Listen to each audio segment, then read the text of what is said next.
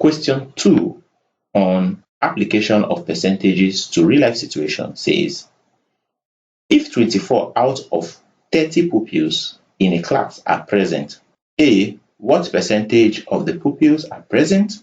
B, what percentage of the pupils are absent?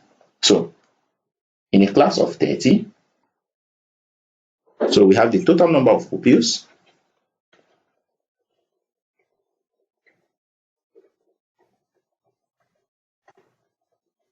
they are said to be 30. Total number of present, we are told that they are said to be 24. That if 24 out of 30 are present, now total number absent can be gotten when you subtract 24 from 30, and that will be 6. Now, what percentage of the pupils are present? For us to get the percentage of the pupils that are present, all you need to do is the percentage of pupils that are present is said to be number of pupils that are present divided by the total number in the class times 100 over 1. So this is going to be percentage present is said to be equal to number of pupils that are present are said to be 24 divided by the total number of pupils in the class, which are said to be 30, times 100 over 1. So when you do this, it gives you percentage of pupils that are present. When you divide by 10, this will go. Divide by 3, 3 into itself is 1, 3 into 24 is 8. So percentage present are said to be 8 times 10, which is said to be 80%. So therefore, it means that 80% of the pupils are present and they are said to be 24 in number. So what about percentage of pupils that are absent?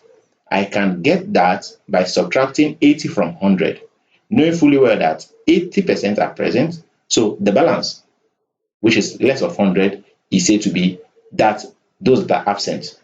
So it is, you can either say percentage of pupils that are absent is said to be 100 minus 80, or you go ahead by dividing, expressing 6 over 30 times 100 over 1. Whichever way you do it, you still arrive at the same answer.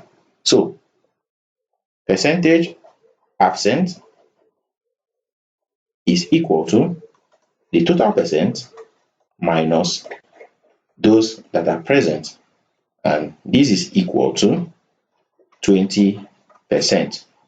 Or we can say that percentage absent is equal to total number of persons that are absent are said to be 6 divided by total number of persons in the class are said to be 30 times 100 divided by 1.